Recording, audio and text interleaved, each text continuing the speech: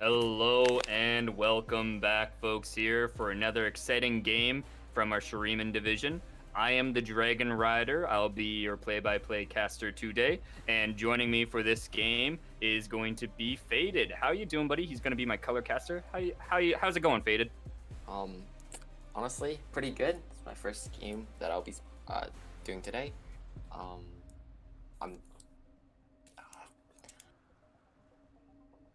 Awesome. and hopefully this will be a good one. I'm sorry. Oh yeah, absolutely. I'm super excited for this one. We're going to be watching the Dandelion Knights versus Cloud 10. So, like I said earlier in our first game, I'm really excited to see week 1 matches rather, and game 1 matches because sometimes you really have no idea what teams are going to be pulling out and you don't know what you to really expect because there's new teams and players coming into the league here, and they come with their own design, own like ambitions, their own mentality, and it's really fun to watch this. And this being a Shuriman division match, it's going to be more of like I would say like a high gold, plat, elo as well. And so these guys are going to have a lot of game knowledge as well as a lot of interesting mechanics that they can pull out with how much time they've invested here. Without further ado, though, let's go into our picks and bans.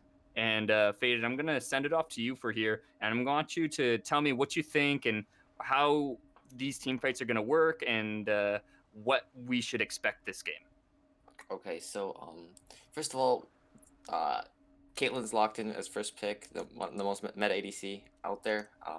Just most meta ADC, best ADC in the bot lane. Very, I would say, quite OP pick here. And then against the Senna, so Senna is pretty good against Caitlyn in terms of ADC. Like, I don't know, by pretty good, I mean she loses if she has a 49% win rate because that's pretty good because of how good Caitlyn is. But she can be flexed between ADC and support. Thresh and Zac coming in, so quite a bit of pick potential and engage. And then the Misfortune, which is slightly immobile, but again, great. The ultimate's gonna be pretty good here as long as she can stay safe and not get engaged on. She'll be fine. And then we have Syndra. And then we have Echo here, which is blind. Now they already know the jungler here, but then they pick Syndra into Echo.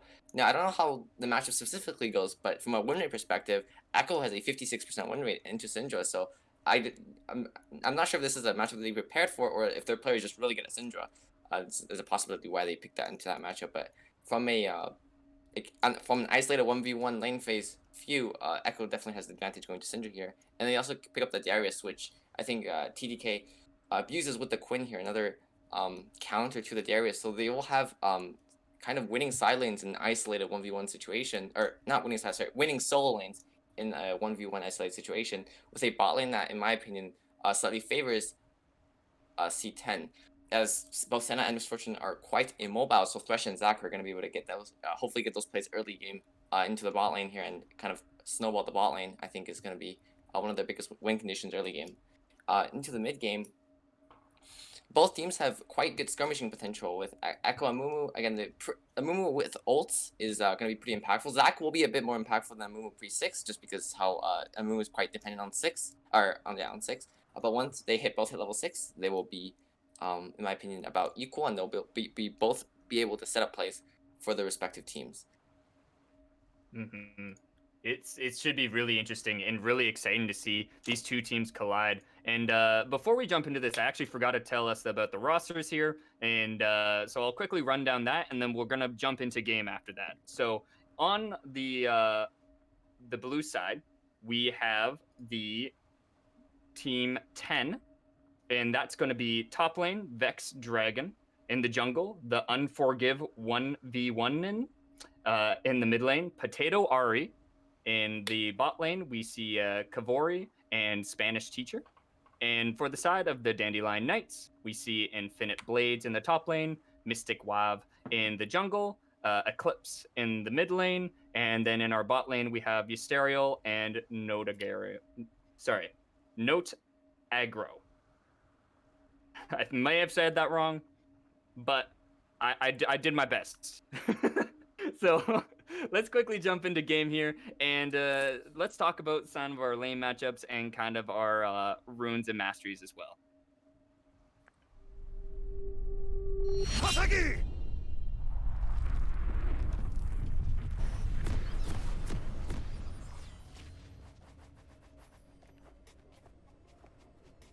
So I feel like in the top lane, Darius does have Ghost, so that's gonna be some all-in potential from Darius here. But Infinite, the Quinn is gonna be able to cut the Darius, I think, pretty well, unless he does go for that Ghost. So I think, hopefully, Infinite Blaze will be able to poke that Darius down early game and prevent him from doing that all-in with the Ghost. For Yeah, mid lane, Ari will have that early wave control. Just although Echo does have quite a bit of wave clear, but I feel like Syndra's spheres are gonna be able to outpush Echo just slightly. Although it might be even, Echo will be able to get in if Potato Ari. If the Syndra misses her E, then I think it will be a great opportunity for Echo to trade, and that will be a really favorable trade to the Echo. So if Syndra can interrupt Echo's combo, then I think, especially with a stun, but even without a stun, I think that it will go about even if she's able to land that E ability. Yeah, it should be super interesting to watch. And also watching the junglers and where they're going to be pathing and where they're going to be going. What do you think about that? Where they're both going to be starting on most likely on the bot lane of the map there, and going to be scaling upwards. Do you expect to see more mid lane ganks, top lane ganks, or just more like full clears? I feel like Amumu is like 90% of the time he goes for full clears unless there's basically guaranteed like easy gank opportunities. Well, Zach can be a bit more creative in hopping over walls, especially around the mid and top lane, to be able to create those games. I think that both mid and top are pretty good gank opportunities, because either one of them, both of them are quite volatile, and I think that if you can get, or if the Forgiven is able to snowball any of his solo lanes, that will be quite significant. And it will be quite a significant advantage for C10. And on the Amumu side, I don't really put this. I'm not a jungler, but I feel like Amumu is going to be able to clear the AOE camps maybe slightly faster, but the Zac is also very good at clearing AOE camps, so I think Amumu will be a little bit slow on the clear. As you can see, Zac will be skipping the Krugs, so he'll be much faster on the top side of the map, which hopefully gives him a window to potentially set up ganks for his lanes, or maybe get his lanes pile so they'll be able to contest that scuttle. Now, who are going to be like our main key points this game? Who do you think are going to be like our main carries, and who we should really be watching out for? So, I feel like obviously Caitlyn is going to be able to dominate the early game in the bot lane, getting that pile and trying to go for those dragons. I think that the carries on both teams. So with C10, you have Caitlyn and Syndra, pretty self-explanatory. Those are two very scary champions that you do not want to get close to if they're strong, as they'll just be able to face shot you in the head, and they will just instantly fall apart and die if they do manage to get ahead. On the other hand, we see on the Dandelion Knights, we have a kind of wombo combo-ish team with Miss Fortune and Amumu, but then we also have some scorching potential in that Quinn and Echo here. We would kind of do a 1-3-1 kind of setup here, and I think that they have basically two options: either go for the wombo combo team fight or go for that slow push 1-3-1, which I think is gonna be pretty scary. I think for carry wise, both Quinn, Miss Fortune, and the Echo is gonna be able to be pretty strong. It really depends on if they get ahead or not. All three champions, I don't think, are the strongest when behind, but when ahead, Quinn can just kind of jump on people and instantly one-shot them. So is Echo, and Miss Fortune can be extremely scary when ahead. So it really, both teams kind of dependent on their carries being ahead, and I think that whoever gets their carries ahead in the early to mid game is going to have the advantage going into the middle to later parts of the game.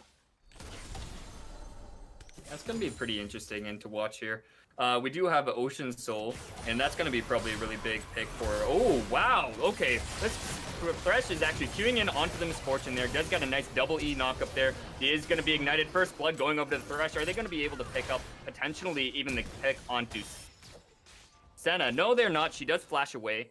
So that was a really nice win for the side of Cloud 10 there. Really picking up and seeing their objectives. And what an amazing hook by that Thresh there. Really just weave and dodging the minions just in between both of them. It was like something you see in the movies as he just picks off the main carry so cleanly there, and it helps with the first blood. Now the Caitlyn's gonna be ahead of the Misfortune both on EXP and gold-wise, so hopefully they'll be able to convert this into potentially really heavy priority bot lane, and maybe even grabbing that Ocean Dragon as it is up.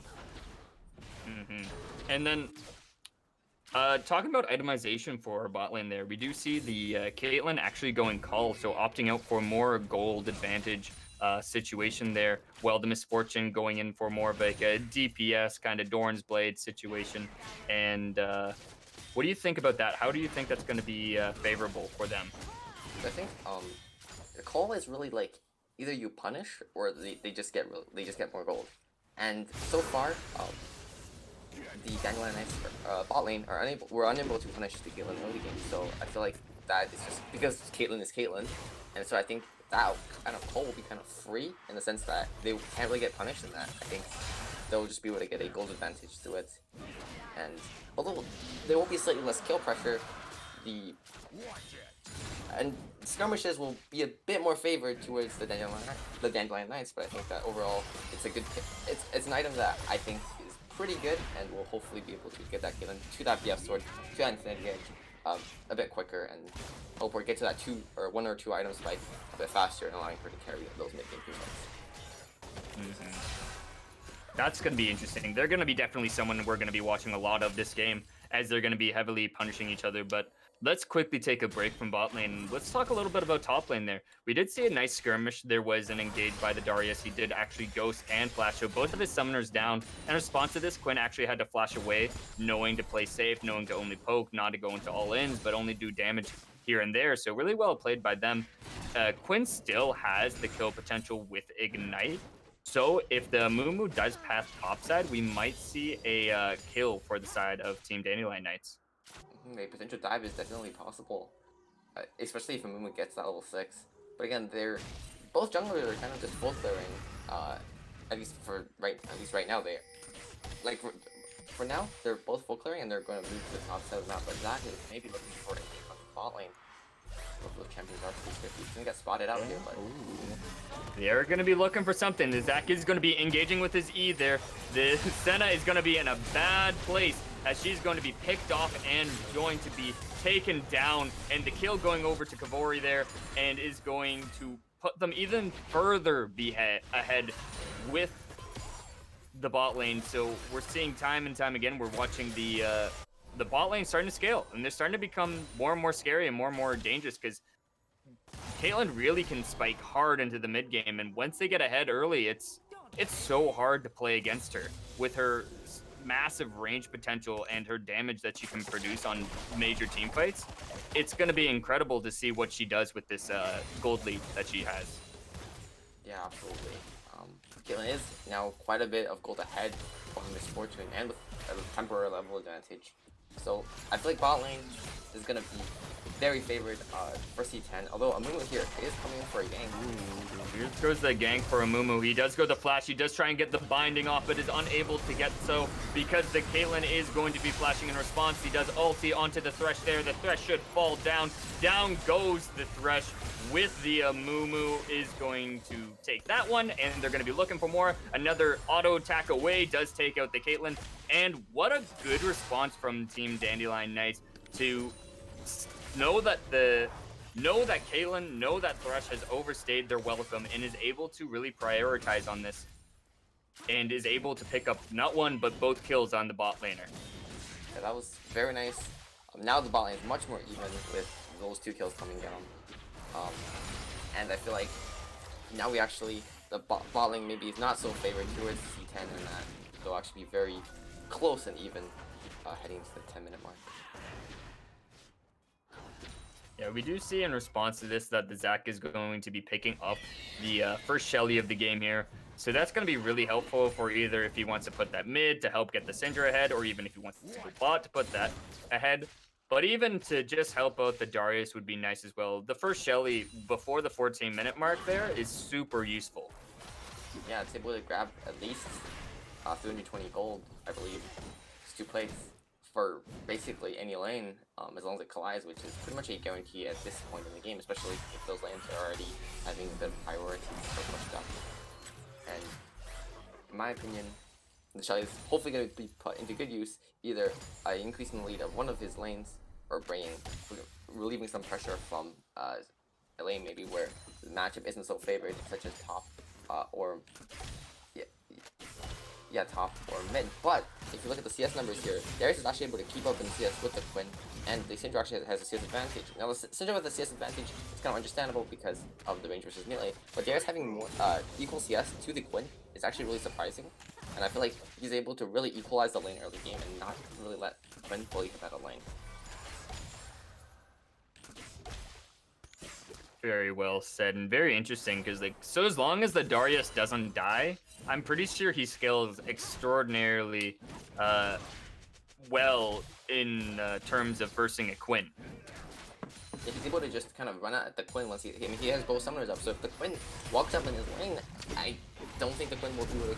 I mean, he'll have to basically instantly burn flash if the Darius does ghost at him, because even though the Quinn E is gonna buy him some distance, I don't think it's really gonna matter against Darius with that big owing potential.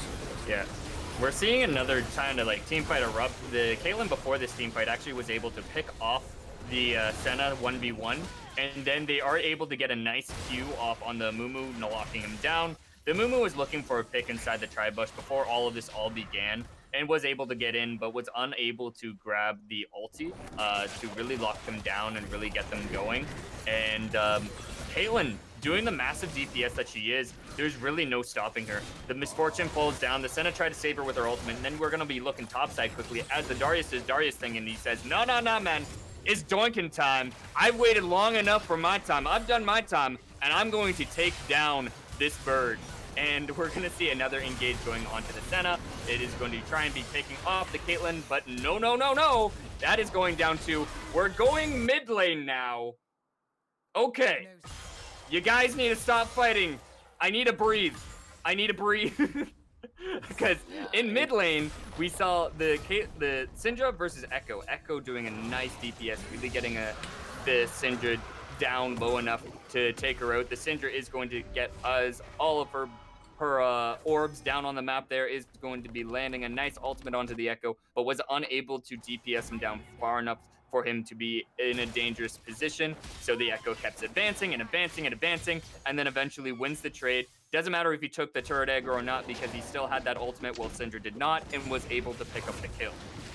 Yeah, it was a fantastic fight by the Echo, honestly. The trade and the kill was all pretty clean. And I think Caitlyn was 2 health there. And she lived, so that was kind of incredible, to be honest. That's and what I call anime plot armor. Yeah, honestly, I agree. Caitlyn really superheroing this game right now. 4-1-2. And the call almost done. They already have a completed item with completed boots here. They are ahead, and they are a monster. Absolutely, I agree.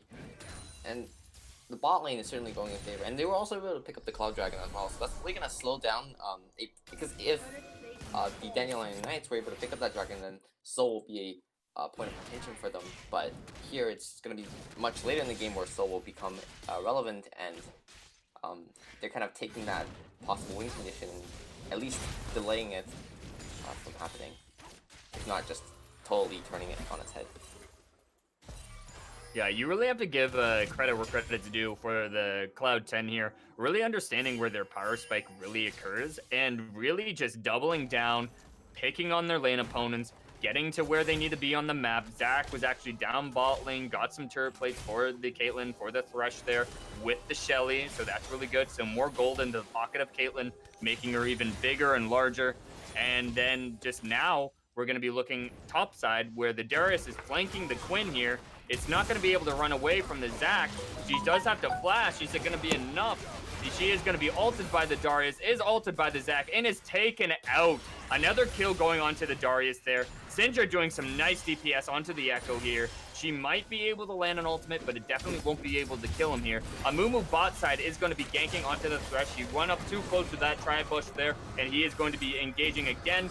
They are going to be trying to pick him off. He does get the Amumu ult there, is going to be getting the Amumu Q. The turret is still alive, though. The Thresh is going to be yanking the Amumu, trying to get him underneath the turret. The MF flashes, trying to get in position to take out the Caitlyn, and they do fall down. The Syndra is now back and is in the attack position as she does take out the Amumu in the backline, does ulti onto the Misfortune. The Thresh is in there. He's still alive. There's no way he's still alive. The Misfortune falls, and down goes the Senna. And wait, there's more. Here comes Echo. They're going to be trying to take him down. He's running really low. I'm not sure if it even matters if he ultis right now. The Thresh is going to be able to hook him again. Hook City, and this man won't stop. He's going in again. They're going to be trying to pick up Echo. He does not have ulti. He is in the danger zone.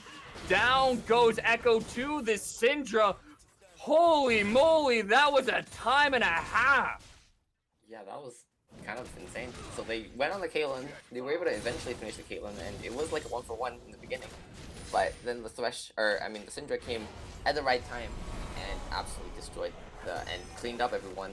And now she is 3 and 1 very powerful champion going to that mid game, and we'll be finishing that Luden's out right now. And yeah, she'll be a menace. My next couple of minutes at least, if not for this. Oh no, birdie, it's gonna clip your wings. Oh no, down goes the bird. The Darius picking up another solo kill onto the Quinn. It is so hard to stop a Darius. I'm a top lane player myself. Trying to stop a Darius, especially if you're not able to punish him early, he becomes an absolute titan into the mid and late games, up to the point where he can start just 1v5ing the team because he's like, you know what time it is? I'm gonna press R on someone, they're gonna go down, and I'm gonna do it to the rest of the team. And you see this here where he didn't die. He played super safe in the early game, got the CS where he could, and is now in such an advantageous position against the Quinn that is so hard for her to even take down or even threaten this man. Will be looking up? Oh, the Amumu Q will not quite be able to connect him. There's here, looking for the 1v2. He is looking for the danger. He does have the ultimate there. He does land the hook, but he does get queued by the Amumu. Getting a good shutdown onto the Amumu here is going to be helpful for them. He still has more shutdown gold to offer, but it is still really helpful for the Dandelion Knights to help stop the bleeding and to help get themselves back into this game. And I feel like that was just a bit of overstaying by the Darius there. There were multiple members missing, and he probably just didn't expect them to collapse on him with 3 members, and just kind of like how Quinn probably didn't expect Darius with Ghost being able to run him down like that at incredible speed. Although C10 will be starting the Mountain Dragon here. Yeah, let's quickly talk about Dragon actually. So we do have the Fight breaking out here. 1 second. Fight breaking out. Oh, Syndra going over the wall, taking out the Misfortune. 1v1 solo kill. Quinn going into the backlines is going to be able to pick up the Caitlyn, but in the meantime, Cloud10 do take the Dragon. Good fight on the side of Dandelion Knights, but I don't think they were able to take more because Amumu's going in, does get a double, and is going to try and live this. Senna is going to be able to get the ultimate, but it's not going to save Amumu's life. Syndra is going to be picking up that kill. Darius is in the danger zone. Down goes Darius to the Echo, to the Quinn, and now the Thresh is going to be flashing, but the minion in front says, no, no, no, get down, Mr. President. But even that alone won't be able to stop them. But wait, there's more. The Quinn is coming in, is going to be getting the Zac passive. They're going to be looking onto the Thresh, but look, don't let the Zac live. The Blobs are still alive. Down goes the Zac, and a good shutdown going over to one of the main carries, Echo. That's going to be really helpful for them. What a win and a turn of events for the Dandelion Knights. Absolutely. Now, well, Cloud10 were able to get Dragon. They were able to pick up multiple kills and get multiple shutdowns. Although not quite onto the Syndra, but onto the rest of the members, and I feel like it's going to be that was probably more gold for the Dandelion Knights to help them back into the game. Yeah, so back to the topic I was trying to talk about before. Actually, was the dragons, the Dragon Soul, Mountain Soul, and how will it affect the teams and team comps? Who do you think it will affect more, and who really is going to be doubling down on these dragons here? So Mountain is really good against burst damage, right? And that means that it's as well as poke. So burst and poke. So if you look at both teams here, we have 2 big forms of burst in terms of the Quinn and the Echo. So if C10 gets the Mountain Soul, then that will mean that the burst damage will be way less effective, and they'll just be tankier and harder to burst down, which will give the Caitlyn to be able to DPS, do that DPS, and the Syndra to one-shot. And on the other hand, if the Dandelion Knights were able to get it, the Syndra will become a bit less scarier, as well as the Caitlyn, but I feel like the threats are still gonna be there, and I feel like that overall, if I was the opposite team, for the team to get Mountain Soul, I would want to be on Dandelion Kings if C10 gets Dragon Soul rather than BC10 when Dandelion Kings gets... Wait, I'd rather be on C10? Wait. Okay, my head is just completely dead here. I hear you. I'm understanding it. I'm understanding. So when it's really good for the side of C10 because you just want to take it away from the other opposing team because both teams will be advantageous for this. But like, if you have it, it's better off that way than them having it because it just gives you more win conditions and more potential to take down your opponent. Yeah, exactly. You were actually able to explain it like 20 times better in like a quarter of the time, so. No worries, man. I heard you. I was writing notes, and I got it. I got it.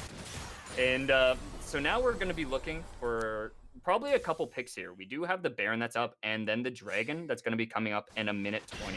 And so it's going to be really interesting to see if, say, for example, would the Dandelion Knights just give up Soul Point and go for Baron, or are we going to see C10 say, yeah, take the Dragon and we'll take Baron? We do have Vex Dragon actually in a pretty dangerous spot. He is going to be picked off by the by Mystic Wave here, so that's going to be a huge win right before a huge objective coming down. See, Darius is going to be up in 37 seconds, but he's not going to have enough time to get to the objective to make a huge impact. So what do you expect that C10 have to do here? We'll just have to wait until I think Vex Dragon comes back up before they can hit the Dragon. Although with the Senna pick here, okay. Fortune, I think the Dragon has some response, and maybe even consider the Baron here. Although I feel like the Dragon's a bit more safe. That's a caster's curse right there. That is the caster's curse. Because I was literally just speaking about how it would be advantageous for the Dandelion Knights, and they're in such a power position. And then, you know, Cloud 10, they said, no. We're going to fight them. We're going to fight, and we're going to make picks. We're going to make more picks, in fact. We're going to take them all out, and then we're going to get the objectives. Yeah, and you realize that Cloud 10 is about 6k gold, which is quite significant. That's basically 2 full items, and they're able to, like, you look at Caitlyn versus Miss Fortune here, Caitlyn already has those 2 items, and it's going to be a lot more effective in those team fights than Miss Fortune, at least currently, as Cloud 10 will take down the Mountain Dragon. And he gets points in 5 minutes. Yeah, so that puts them on point. So let's talk about this. How is it going to be extremely devastating for them to give the Dragon, or is it going to be they need to fight it, or because they will lose the game if they don't get Soul?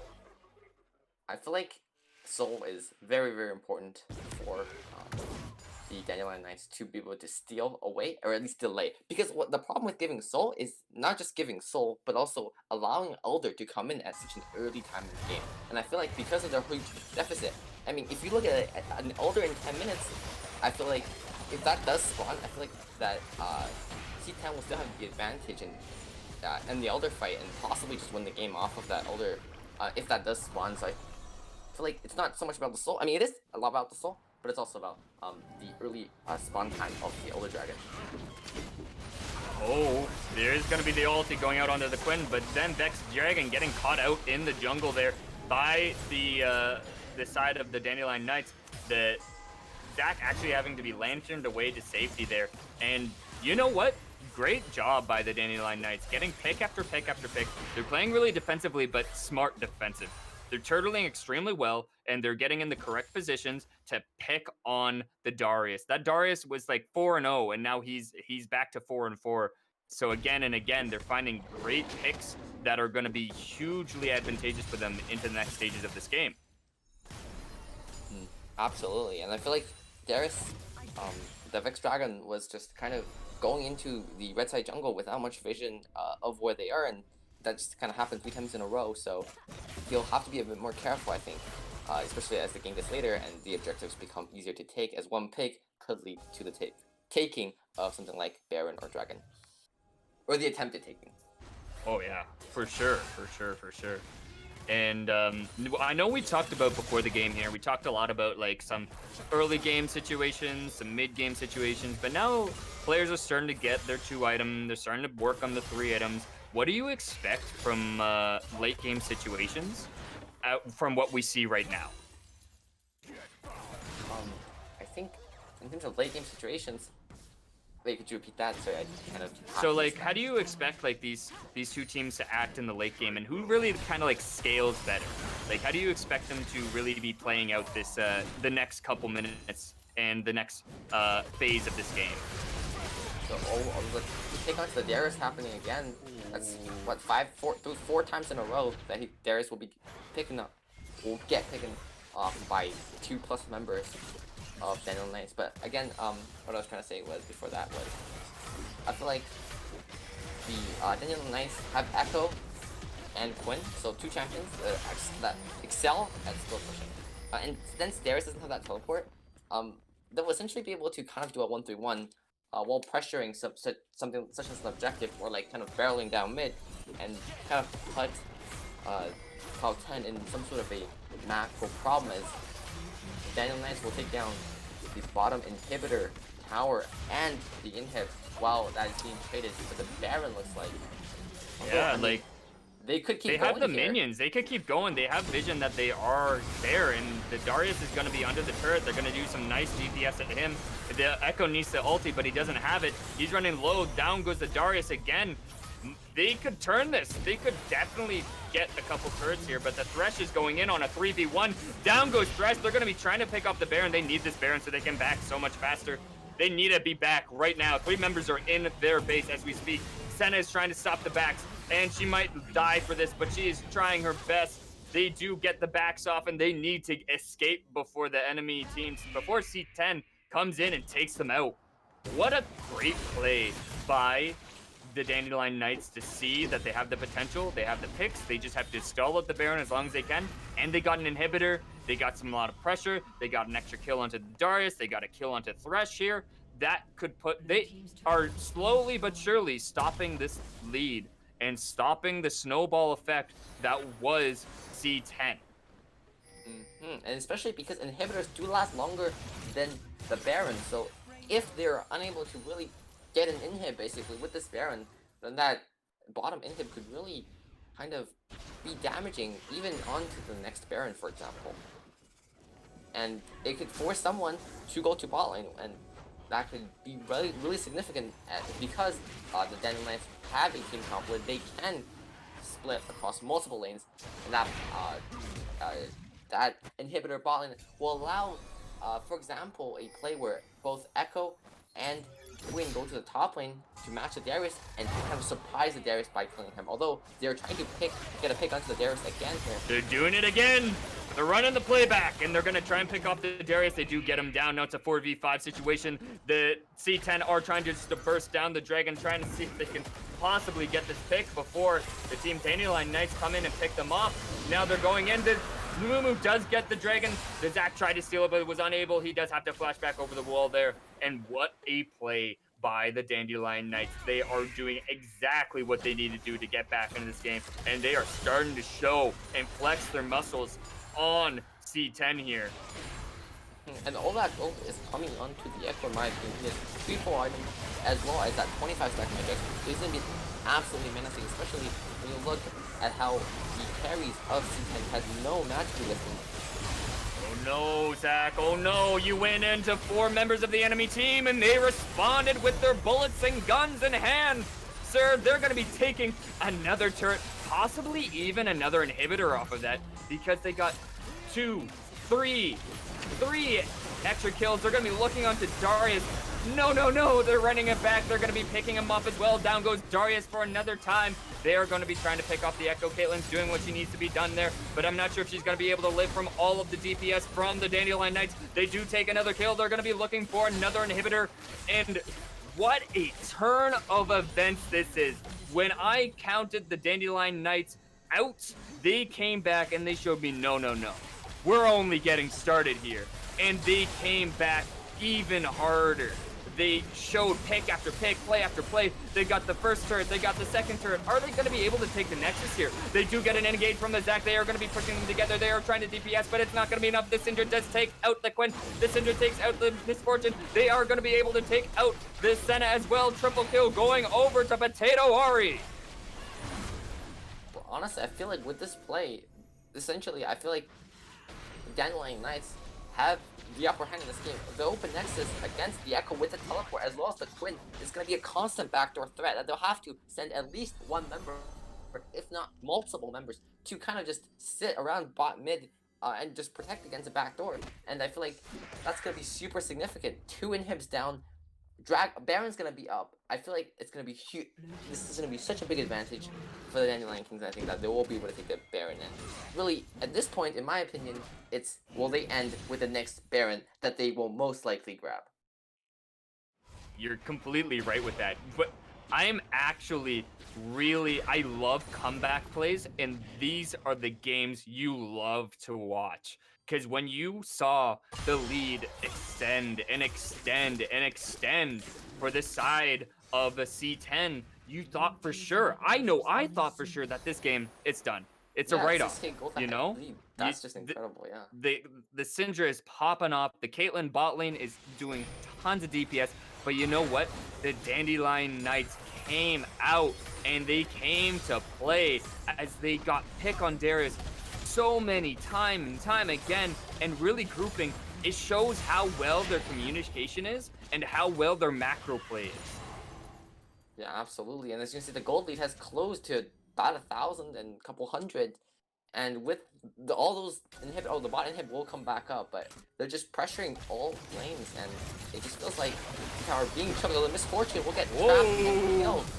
You know what? Caitlyn still does damage, though. You still gotta respect it. The Syndra still does damage, though. You gotta respect it. But you know what? They do get the kill onto the Caitlyn. That is one of their main damage dealers. The Zac is in the back lines. But wait a minute. Wait a minute. No one's paying attention. Quinn's on the base. She's gonna try and get this backdoor. She's getting it. I'm not sure she has enough damage to stop the Syndra. The Syndra does too much. And they are going to try and pick her up. It's not gonna be enough to take her out. The minions are gonna come in. But no, down she goes. And that's really hard. You saw C10 get a beautiful pick, get a beautiful find, and they excelled, and they knew it was like, okay, this is the time to fight. We need to fight them right now. And they showed themselves. They came out on top here, and now we see again where the C10 is now on top. Now after they won that, they have a Baron that's going to be coming up in a couple seconds. So the Moon's coming up in 5 seconds, but they have to be at this Baron, or they have to be at this Dragon for Soul. Yeah, absolutely. So I think it's gonna kind of be a trade for Baron versus Soul, unless C10 is able to just grab that Baron instantly. But if not, then I feel like this is just gonna be a trade of objectives, and I feel like C10 cannot let the Baron go because of their open access. I feel like the pressure that if that Baron will bring, if the Dandelion Knights will bring it, will be way too much, and I think that they need to go for this Baron. The Baron's up. The Dragon's going to be coming up in about 10 seconds, so we might see a trade exchange here. This is going to be an interesting trade, and I think, honestly, you were saying this before, that the Dandelion Knights just will take the Baron. That is way more advantageous for them in this situation right now. Yeah, they're already starting it, and it looks like the C10 won't even contest. It looks like they'll just be going through the Dragon, but they're also taking Dragon at the same time, so they could be getting both. So they do take the Dragon, they do take the Baron, and now the Zac does steal the Dragon. That's to be expected. They do get Soul Point, so they're not going to be bursted out as hard as before there. The Echo is going to keep engaging onto the Zac. The Zac's going to be taking the Lantern away, but now the Quinn is going to be caught out. The Misfortune is going to try and ult to save her, but it's not going to be enough here. So the 4 of the 5 members still have Baron, but on the side of C10, they got Soul. So they're going to be kind of like just huge creatures to get around to even get into their base. But if they get that breakthrough, if they get that play, if they get that pick, it's all over. Yeah, it really depends on if they can survive the menacing Baron. If they were able to survive this Baron, I feel like C10 has a good chance of still winning this game. But if the Baron is kind of the main problem here, so it really depends on how effectively the Dandelion Knights are able to use this Baron buff. So now we see that all 5 members have grouped up for C10. They're looking for something. The Misfortune is in danger. There goes the Zac. They are going to be going in. She is in a safe position now. Mumu, 3-man team. Echo is in the back lane. They have to go back. They don't have enough. They have to leave right now. They're going to be stopping it, but the Echo's going to be too much damage. He does the back door, and he gets the victory for the Dandelion Knights. Woo, baby. What a play. What a game. Extraordinary from both teams there. The macro, the brain, the big brain from the Dandelion Knights taking the victory here, getting what they don't care about their turrets, they care about winning. And you know what? That was an incredible game. Much back and forth. When you thought one team was down and out, it's like a Rocky movie, man. It's like they came back, and they came back even stronger than ever. It was incredible. Yeah, absolutely. I mean, that backdoor play was absolutely genius. They knew they were going to be overextended. They knew they probably had no vision. They knew that C10 would probably think that they were safe because of those inhibitors that were up, but Echo was able to take down structures so quickly with the amount of AP that he has, as well as that Lich Bane. And they just took their base faster than C10 can react to. What a play indeed. And now, Faded here, I'm going to ask you, so who do you think is the best player on the opposing team? So we're going to talk about C10 here. So what's the ace there? Who was their key player? I feel like Darius was pretty good in laning phase, but he did get picked quite a bit, quite a lot. The Syndra was able to excel in team fights, and the Caitlyn did get some good stuff done in the early game. So I would say the ace has to be between. Although Thresh also landed some very nice hooks. Damn, this is kind of hard in my opinion. They all. Oh, I agree, man. This is a hard pick. But in terms of for those three, I kind of want to like share it honestly with the Syndra, Caitlyn, Thresh.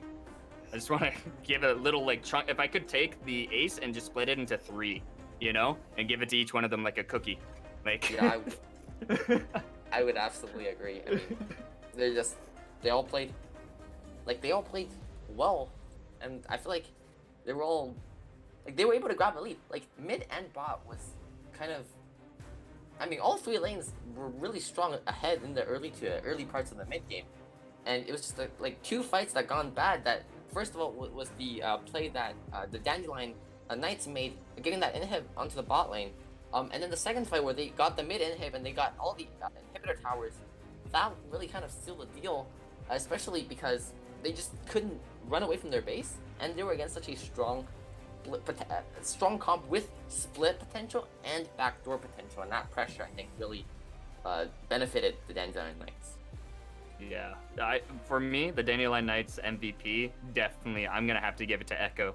Really putting the team on his back there, and really just coming in clutch, especially in that late game situation, and coming in with some nice picks on the Darius time and time again, really rotating with this team, and coming in and showing on the scoreboard 11, 3, and 4. That's a really nice KDA. It really matches their hard carry on their side, for C10 side, where Syndra was like 11, 2, and 3. Echo coming in clutch here, and then able to get that backdoor victory. What a thrilling ending that was. Absolutely. The backdoor ending really, I think, sealed his spot on the MVP stadium, and he just played amazing. I mean, mid game, he was able to find the solo kill onto the Syndra. And in those mid-game skirmishes, although he didn't win them, he was able to still do stuff kind of in the early game. And then once the mid-game comes around, once the mid to late game comes around, he was really able to excel at that champion in terms of both assassinating, making plays, and just kind of surviving while still doing damage. Yeah. Good game all around. Great game, everyone. And now when we come back, we're going to see these 2 teams collide once more. We're going to watch C10 versus the Dandelion Knights. Stay tuned.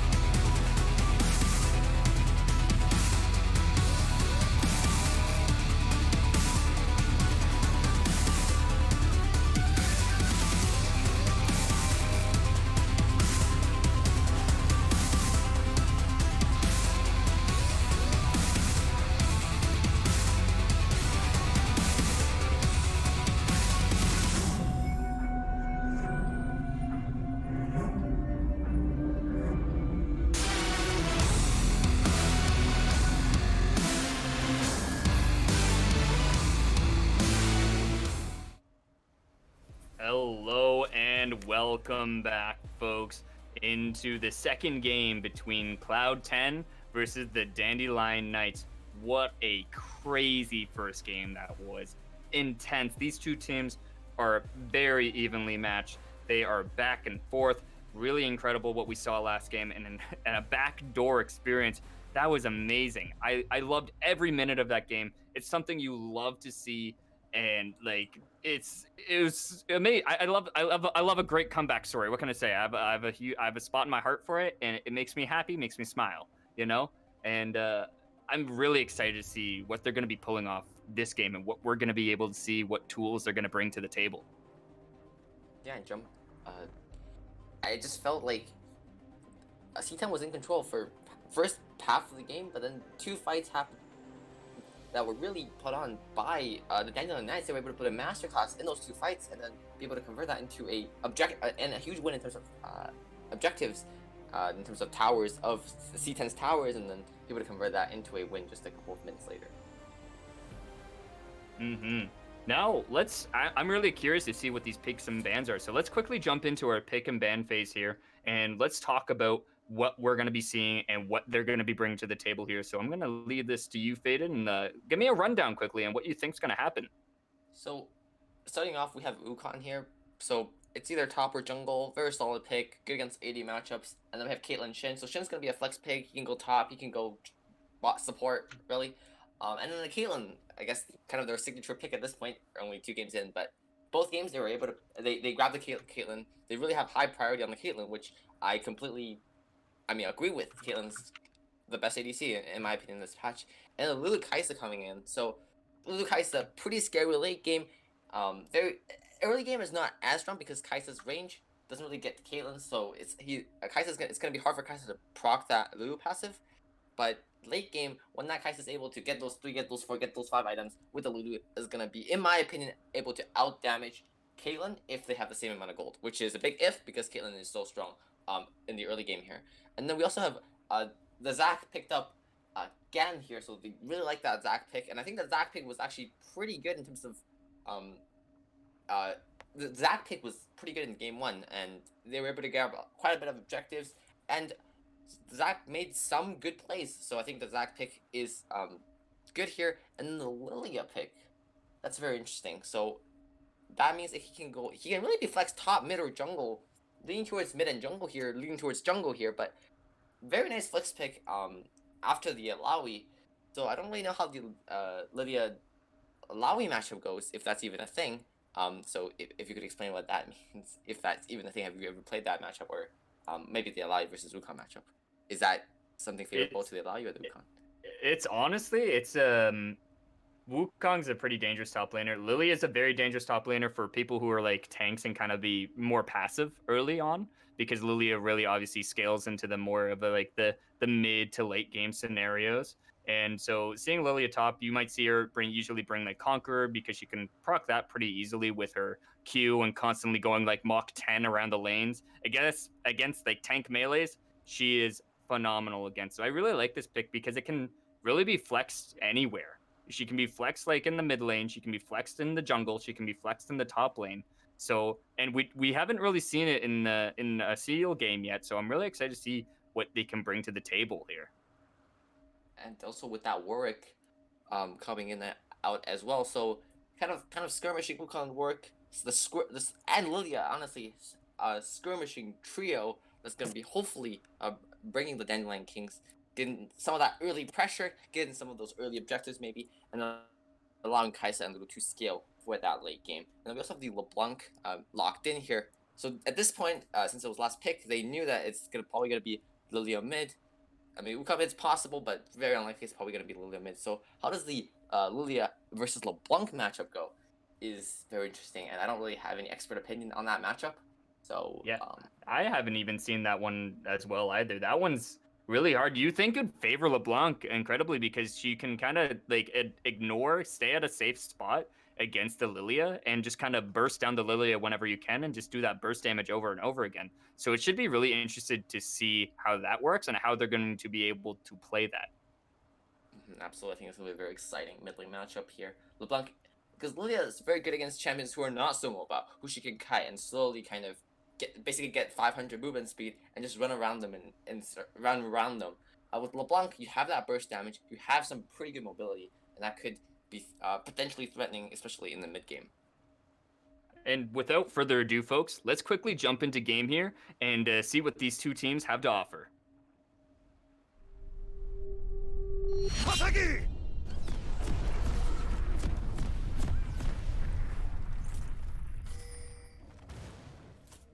Okay, so looking at the runes here, Caitlyn does go for the lethal tempo here, so a bit less sustain, a bit more damage, DPS, which I think is very called for because there are some pretty scary tanks potentially with Wukong and Warwick, and there's really no other tank killer as LeBlanc isn't the best against tanks. Although, I mean, Void Staff is pretty good, but I don't think that I think that Caitlyn's gonna be the main kind of tank killer on the side of C10. And also Lulu did go opt for Ari rather than Guardian, so that means that she's gonna go for a bit more of a poke matchup, which should hopefully go well. I mean, she's able to poke out the Shen and maybe match a little bit of Caitlyn's poke, but I feel like Caitlyn's overwhelming damage is still going to be very, very strong in the early game with her range. And it'll be very interesting to see who can win the poke war down there in the bot lane potentially between Caitlyn and really Lulu, and maybe a bit of Kai'Sa W action. Also, Kai'Sa did go for a PTA rather than the usual, the most common lethal, Hail of Blades. So that's very interesting. So instead of going for those early trades, she's looking to kind of get good sustained damage and be able to focus one target and really bring down that target in a team fight or a skirmish. You saw the early invade kind of like path top side to go around, but in response to this, Vex Dragon was sitting in lane. You kind of saw it all, and they kind of didn't have to really worry, so they stopped a potential first blood there, which is really good for the side of Cloud10. Absolutely agree. The tower hug actually pays off tremendously here. I mean, when I usually AFK to grab a cup of coffee in game, I usually use the tower hug, so my passive of dying to invades don't kick in. And that certainly did happen for Vex Dragon here, and he was able to stay safe. And overall, waste. In the ninth time. Now you see that Savari there is picking up the call in the bot lane here. Trying to kind of the Kai'Sa though, and they'll chunk out the Kai'Sa quite significantly here. That's a really good trade for the set of C10 bot lane, and really, I think they were just not expecting level 2. They hit level 2. I don't think the Dandelion Kings or the Dandelion Knights bot lane was really didn't really respect that, and they got kind of punished for it. But no summons were blown, so it's not the end of the world for them, but certainly favorable. Oh, get him, puppy, get him! Oh yes, get the blobs, collect the blobs. It's like Pokemon, get it, yeah! You know what? I really like how Mystic plays in the sense of just like his jungle pressure, his jungle counter jungling as well is really punishing the Zac, because Warwick can have like a really fast clear here, which then he punished immediately going on to the Zac's Zac's red. He went from one buff to another buff to the Zac's red buff before Zac was even able to get over there. This is a very nice play, abusing the fact that Zac doesn't have the fastest. I mean, he has a decent. Warwick has exploiting the fact that Warwick has a faster clear and a more healthy clear than the Zac, and that really is going to slow down Zac quite a bit in the early game and give the Warwick not only a kill, not only Zac's passive, but also some pressure in the early game, as now it's very difficult for Zac to find a gank off because he will be a little bit behind the number of camps that it will be. Yeah, you see the Alawi Vex Dragon coming out pretty nicely here, getting really good ease off. That's like a huge part of the Alawi kit. Some might say it's the main part of the Alawi kit. When landing ease is so vital that it can make or break a champion. Absolutely. I mean, those E's, those tentacles, it's a mini game. Infant Blades were able to dodge quite a bit of those tentacles, but it still hurts. The main, even though the tentacles were able to dodge tentacles, the damage onto that vessel was still very significant, and it comes down to half health. Yeah. And so we do see the Warwick actually topside there. They are going to engage onto the Laui. She might be able to pick up the kill onto the Wukong. And no!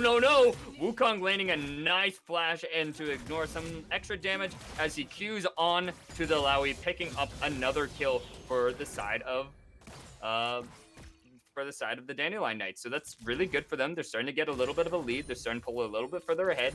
So little by little, they will eventually be able to pick off more and more.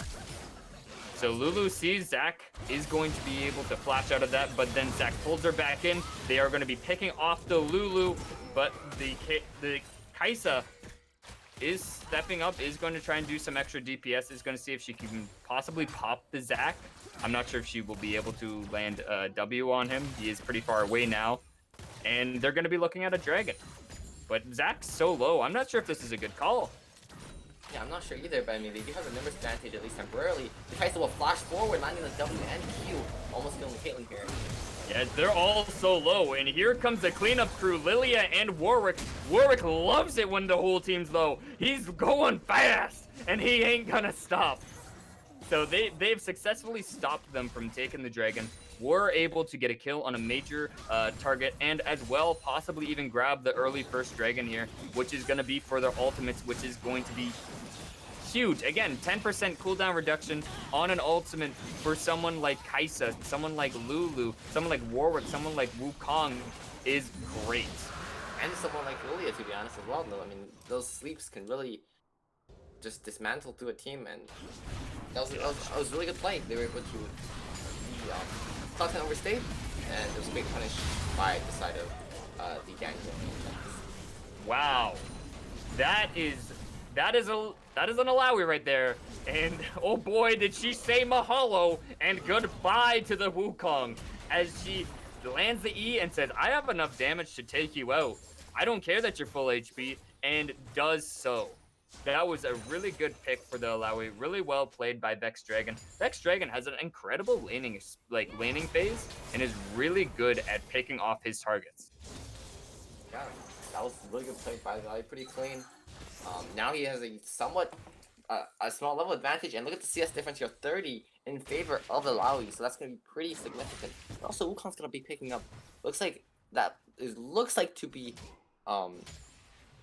Bork by the Ring King here, so that's very interesting. Usually I don't see many Wukongs going for that Bork. So how do you see Borks on Wukongs very often, and like where is it good? Honestly, I don't see it that often. You usually will pick Bork into someone that you are going to be trying to duel with more often, but there are other options for the Wukong. Obviously, going the Black Cleaver build's really helpful for him, especially into like heavier tanks and whatnot. And there are other like good lethality items that he can pick off that can kind of like assassinate people as well. So the Bork is less common. He's looking for more of a sustain lane and a duelist kind of feel. And I'm not sure if this is more for Alawi or more for the Zac, to be honest, because it's really hard to pull it off against an Alawi. Because if you have to get close after you hit Bork, you have to go fight them, right? So Alawi loves that. It's like, all right, sounds good. Come on, buddy. I'll hit E on you as soon as you come in my face. Like. Yeah, so I think he's trying to, I guess, itemize in a way, but that forces him to play where Alawi wants him to play, which could potentially come back to bite him. Okay, in the mid lane here. We're gonna see an engage going in on the Zac, but the immediate follow-up by Mystic to land the kill onto the ulti on rather the Zac there, and able to shut him down. They poked out the LeBlanc, but then as they were trying to take Zac blobs, they got poked out by a LeBlanc just combo, which took out Mystic Wave and got some nice gold over to the side of LeBlanc. Absolutely good, and the double boss is also quite significant. Not really able to find the chase here, but LeBlanc can be potentially pretty deadly with that one. So it's obviously nothing too big here.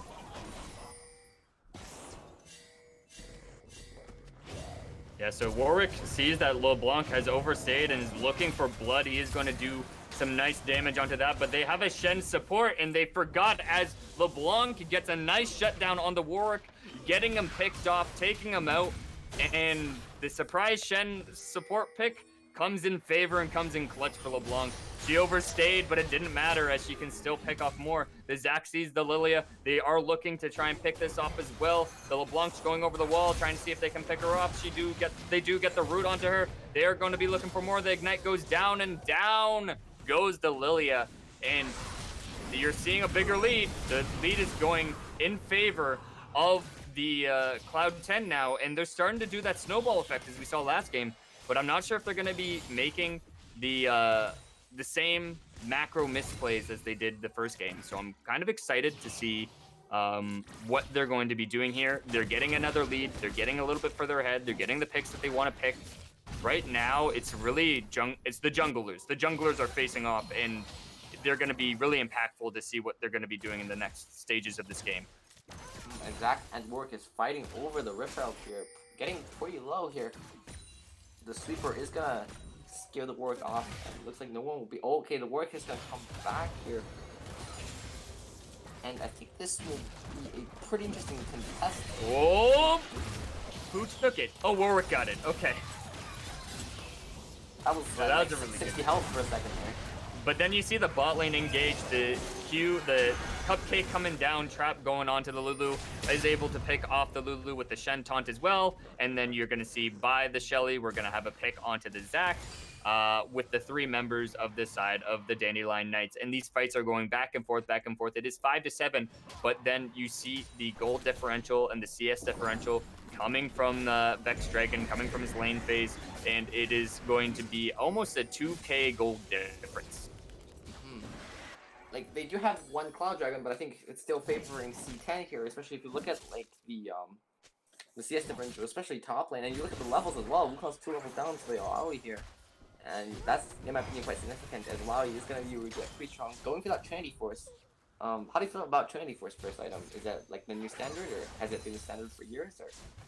I like it on Alawi, and I don't personally play Alawi too often, and you don't really see her that often because most Alawi play. If you're an Alawi player, you're really good at Alawi, and you only play Alawi, and so the Triforce build is really good, especially right here where she's running really far ahead and is punishing the Wukong over and over again. He built a Cutlass into an Alawi, and there's no way this man's going to be able to respect it. We see right here again, landing a perfect E onto the Wukong, punishing him again, and he's going down like 1/4 at a time every time. Every E that lands, that's the Alawi's just punishing him over and over and over again.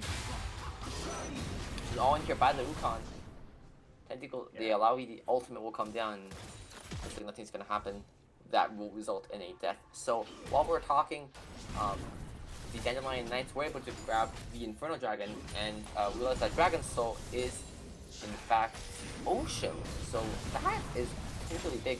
Both teams that sustain will really be significant, and also force both teams to get Grievous Soons, which will make their damage look a little bit more harder. I feel like the C10 they need to get anyways, probably for the Warwick, and maybe the Kaisa, and maybe the Wukong, but maybe they don't. I don't really know, but it'll certainly force whatever other team to grab those Grievous Soons, because that Ocean Dragon is going to be very threatening, and whoever can get it, which right now looking like is going to be the Dandelion Knights, will be very significant. Although top dive could be good.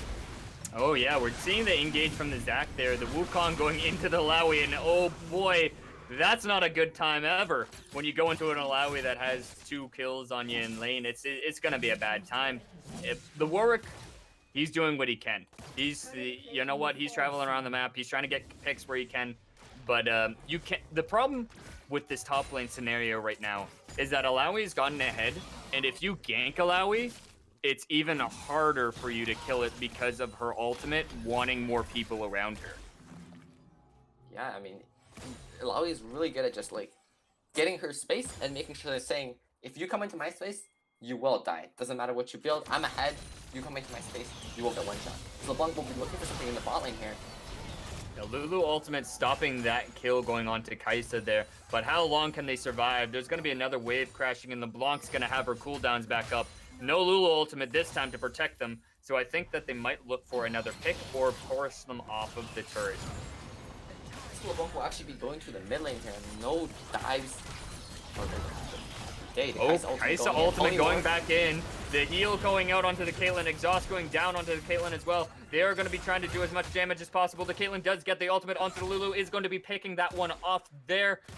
And that is just the power that Caitlyn can have underneath the turret. Here comes Warwick. He's going to try and see if he can pick off the kill onto Caitlyn. Does splash over the net of the Caitlyn here. Is going to take that out. Alawi was TPing, but was interrupted by a Wukong ultimate there. And so now we're going to see a fight in the top side, and then we're going to see Warwick potentially doing a turret dive. No, he's going to be backing off. And mid lane, traditional trading. Now, Wukong, he's in danger now. He's in the danger noodle spot, and the danger noodle strikes again as Vex Dragon gets another kill onto the Wukong. Yeah, I mean, this top lane matchup is going incredibly in the favor of Vex Dragon here, and it's just really insane how Alawi was able to kind of destroy the Wukong and really make him pay for first picking that Wukong, which is first pickable, but he's really playing and kind of making Infinite Blades kind of regret that first pick Wukong here. Yeah, and we're gonna see an engage onto Vex Dragon, but this time we have a Zac. There's the gank onto Alawi. She likes it when multiple people try and attack her. Down goes the Warwick. A kill going over to Alawi. The flash going out, getting a double kill onto Alawi. They are going to be trying to look for more. The Zac is underneath the turret. Is he going to be able to get out? He does have passive, so I think he's pretty much safe here. The engage going on bot side. The Lulu ultimate going onto the Kai'Sa. The Caitlyn is running really low. The Lulu is taking turret aggro. Is going to fall down to the turret and is going to get a double kill for the Caitlyn as they go in. And then the Alawi is just doing Alawi things as she keeps slapping the top laner. Absolutely. And the Shin there, I'm not sure if he saved the ult for the bot lane, or when Warwick went bot lane, he didn't use ult onto the Caitlyn, so I'm not sure if that's intentional or not, or if he's just trying to, but I mean, it did pay off as he was able to teleport to the top lane, and I'm not saying he is necessarily needed, but he definitely helped them pick up those kills in the top lane, and absolutely makes the Alawi just completely dominant, and I think he'll be a force to be reckoned with in the next, and for the rest of the game. Mm-hmm. Yeah, I think Vex Dragon was getting, after seeing the first game, he's like, nah, I'm not getting 3v1'd multiple times. I'm picking a champion that likes to be 3v1'd. Yeah, exactly, LeBlanc. LeBlanc trying to get away, but is unable to escape the Warwick, the Warwick chase that is going on to her. Which LeBlanc is it? Okay, so one underneath turret. Under the caster's point of view, it's really hard to tell which LeBlanc is the actual LeBlanc. It's like casting for a Nico. And we're going to see the shutdown going onto the LeBlanc here. The Warwick is in danger, but is going to fall down to the Alawi. They are going to be looking for the Zac here. They are going to potentially turn this around. They are over-attacking the Kai'Sa. Is going to fall down to that. There is Vex Dragon going to be fighting multiple members of the enemy team. Is going to be doing the slip, slap, whack attack. Is taking out the Lulu and is looking potentially for a Wukong, gets a nice E, gets some nice damage, and now they're again in a very advantageous position where they came out on top with the trade, the 2-for-1 trade, and are looking for more turrets. Absolutely, and here they'll be able to grab potentially the dragon as well, so really kind of making sure that the Dandelion Knights are not going to be able to race to that soul point, which I think is really nice for the set of C10, and that fight when again, really being played by Caitlyn, by all members of, honestly, C10 here. Yeah, the Warwick is doing some of his jungle, but then he gets caught by an Alawi. And Uno reverse card, Alawi was the one getting caught all along. But is it true? The Alawi does get a Shen ultimate. She's going to be turning this around. She gets a double, she gets a triple. Is this going to be possibly the Quadra right here? They are going to be attacking the Lulu. She's going to do some nice damage to that. The Alawi is getting low in health, is going to be looking for more, gets exhausted, and they are trying to see if they can pick off more, but I don't think they're going to be able to. Caitlyn still has ultimate, so if she gets vision on one of them, I believe they will fall down. She does have ultimate very, very soon, so as long as she keeps them there, it should be a pretty nice thing for her. Pretty easy pickup. She's kind of just waiting. She's waiting. She's got it. She's got it. Now, is she going to look for him? I don't think so. I think her team's back. She's not going to be looking. Playing it safe there, and they're able to get the second Rift Herald at 19 minutes in the game. So very late second Rift Herald, but a Rift Herald, because they're ahead, it could, in theory, break 2 towers, and those 2 towers, one of those 2 towers could be an inhibitor tower, which if they were able to accomplish that with this, it'll be pretty big for the side of C10. Yeah, Cloud 10 coming in clutch. They're doing a lot of damage. There goes the Caitlyn ultimate. The Lilia is going to get caught out and is going to be taken down by Vex Dragon. Vex Dragon, monster. Absolute monster this game. 12, after that kill, 12-1. That is a terrifying creature to face off against, and it's almost impossible to do anything against it. Yeah, he has basically double Wukong CS. He's 3 levels up.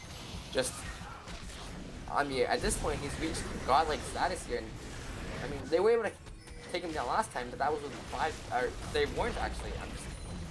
They almost were able to take him down. But the Shin ultimate absolutely saved the Alawi and caused a massive turn, and I think a really favorable fight for C10 as the Repel crashes onto the tower.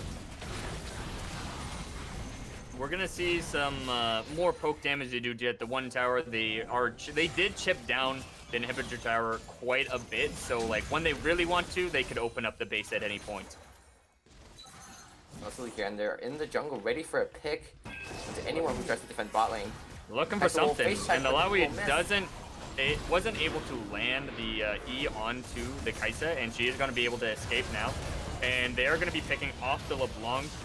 They are going to be looking for the Warwick. Caitlyn's just doing her DPS. She has long range. She should be able to pick someone off pretty cleanly here. There goes the ultimate.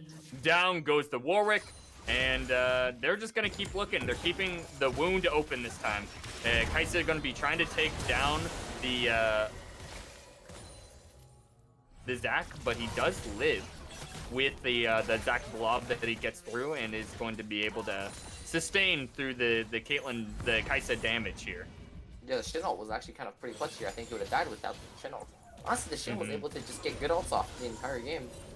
And other than maybe not ulting the Caitlyn there when Warwick came, other than that, I feel like his ults have been perfectly timed every time, and they were used to great effect. Yeah. Not quite landing anyone with the E with the Alawi there. If you do, the team fight's yours, essentially. Yeah, absolutely. I mean, they have so Alawi with an E, with an R, it's just... So they're 9,000 gold ahead here. Almost 9,000 gold ahead. 400 short of 9,000 gold ahead. So 8,600 gold ahead. Absolutely just dominating in terms of the gold advantage. If you look at the items, and Kai'Sa has 1 item. They have the 2 items on the Caitlyn. Mid lane, perhaps a bit more closer with losing to Roa. Although, I feel like the top lane though, that's the big thing. It's like 1 1/3 of an item compared to 2 2/3 of an item. I mean, is that what, an item and 1/3 of an item? It's just completely insane. Yeah, they're just doing their standard clearing out the jungle, clearing out their jungle, going looking for an objective or possibly looking for a pick here. And honestly, I said this last game and I might get cursed again. I'd love to see another curse, but like Vex Dragon, they tried to camp him down, but this time they were more prepared. They studied up, they read the plays pretty well, and are able to get some nice picks off here. They are going to be chasing down the Kai'Sa, is going to take that, and then the Warwick is going to be falling down as well, meaning that they have a potential free Dragon or a free Baron right now. Yeah, and with the Dragon coming up, this will definitely be a free Dragon if they choose to go for it. Lavi here knocking at the door of the Dandelion Knight's base. Lulu trying to stop him here. I'm not sure if he will be able to. And see, the one thing Lulu can do to punish it is auto attack it. They have a Bramble Vest, and every time she auto attacks it, the Alawi's gonna take turret aggro. So as long as they keep kiting and making sure that the Alawi can't all into Lulu, she should be pretty safe. But that if that Alawi lands 1 E, that Lulu has to say good night. yeah, he'll have to just either go back to base or die, because that E is gonna transfer so much damage here. But they're trying to look for a pick. We've got 5 members potentially being able to chase Alawi here. We're running straight at him, or Warwick, I meant. But it looks like they're going to be settling for the Dragon. It's like a trade of Baron and Dragon will happen here. Yeah, so they do take the Baron, Cloud 10. Really like this. They're in a pretty advantageous spot, and they kind of want to just open up the base, to be honest. They're okay if they get soul point. It's not soul, so it's not game changing for them. Now the Lowy does land the E. She's going to be looking for more people. The Shen ultimate going down. They're going to be trying to look for something here. The Zack's going to be engaging, but gets interrupted by the Wukong ultimate. They're going to make Kaisa and Wukong kiss. They're going to be trying to look for more damage, and that will be the end of that. Lilia puts them all to bed. She read them a story, and that's a good night. They're going to be looking for an escape here. They're all running really, really low, so LeBlanc could absolutely combo them down. But if they all reset at the same time, the base is going to be wide open. There is a Warwick there, but there's no way he's going to be able to save them. And so that goes down. The inhibitor should be able to go down, and they're looking for more. They might even potentially even look for a Nexus turret here. No, they're going to be, they're going to be resetting. Either they're going to mid tower or resetting. I think probably resetting in this case, but again, I mean, that Lilia ultimate was kind of nice. It was basically saving 2, maybe 3 members of the Dandelion Knights. I think if the Lilia didn't ult, or if the Lilia ult was unable to find anyone, or if Lilia's ult did not affect like 4 members, I think that could have been the end for the game, end of the game right there and then. Yeah, for the side of like the Dandelion Knights, it's so hard to come back. It's not like the last game where they got the inhibitor, they got some good picks, they got some good reads, they got some good macro play, because this time around, the Unforgiven there is reading them and is watching them and is following them. More importantly, following them for counter engages, not looking for engages on themselves. They're looking for counter engages. They're knowing that they got Vex on their eyes there, and he just follows Vex around and watches them try and get engage on them. And as soon as they do, he engages back and turns the course of the fight completely.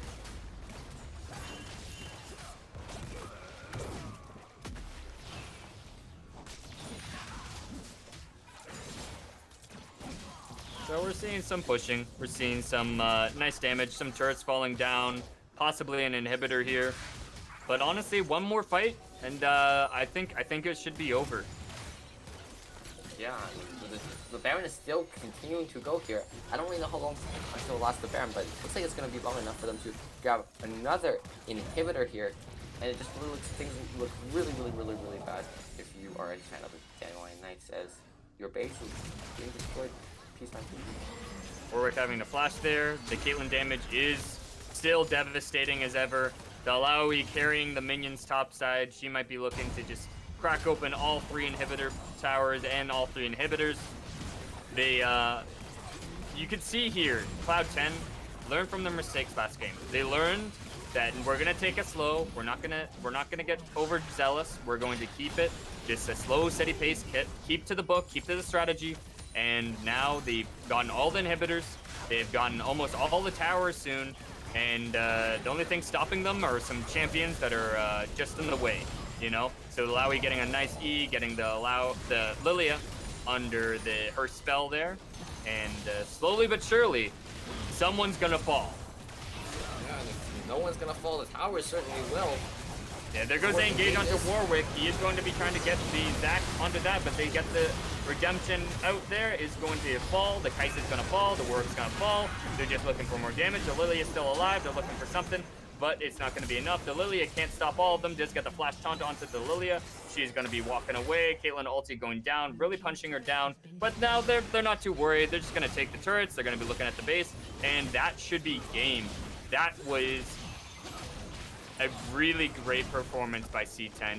Lesson learned game 1. They said, okay, sit down, everyone, reset our mental. We're going to just look at this in a calm manner, take a breath, you know, and we're going to do what we do best, and we're going to snowball our lanes. We're going to make sure our macro play is just that much better. Unforgiven, watch them, keep an eye on them, look for the protection of Vex, because Vex has popped off this game under just complete lane dominance, into possibly even when he would get caught by the team, but Unforgiven was there. He was there constantly, changing the course of team fights. And not only that, Spanish Teacher followed up on Vex Dragon, making sure that the Shen pick there was just to, hey, you're taking a little bit of damage? Here's another health bar, and just changed their whole mento, and I loved how they played this out, and it was a really well performance by them. It makes it so hard for me to decide on Ace MVP, but what do you think here, Faded?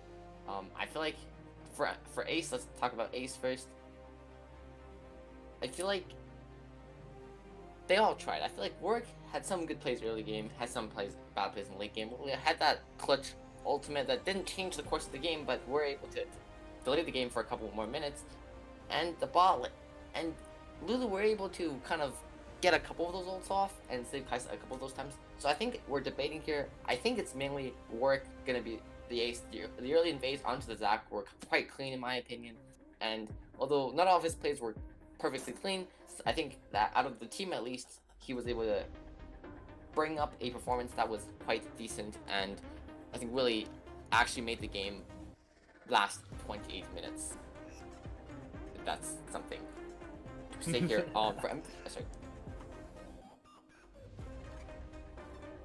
For MVP, obviously Vex Dragon is the obvious candidate, followed by Spanish Teacher. It's kind of close, although I feel like Vex Dragon were just able to completely dominate the lane and the game.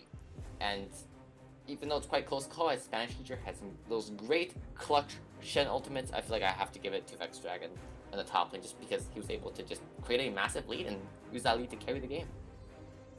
Yeah, very well said, and I completely agree with you. It was such a great game, great performance by both teams, good games all around, and stay tuned, folks, because after this, we're going into a live game in our Ionian division, and for new viewers, that is our highest division. These guys are like diamond level, plat level, so you know it's going to be entertaining to watch.